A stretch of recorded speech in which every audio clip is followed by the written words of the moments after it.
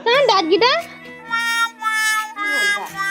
নমস্কাৰ আজিৰ ভিডিঅ'টো একেবাৰে মই পাকঘৰৰ পৰা আৰম্ভ কৰিছোঁ আৰু ইয়াত দেখিছেনে মই ৰাতিপুৱাই বনাই আছোঁ পিঠা কাৰণ চাহৰ লগত খাবলৈ একো নাই আৰু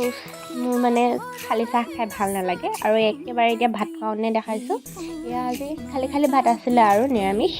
আৰু তাৰপিছতে মই কিবা এটা চিলাব লগা আছিলে সেয়েহে চিলাবলৈ বহিলোঁ আচলতে মোৰ এটা ফ্ৰক আছিলে মানে সেইটোৰ পৰা মই স্কাৰ্ট চিলাই পেলালোঁ আৰু অলপ টাইম পিছতে আহিলে টিকলিজনী আৰু দেখিছেনে তাই মোৰ বস্তু উলিয়াই পিনি খেলি আছে পুৰা আৰু তাই কথা শুনকচোন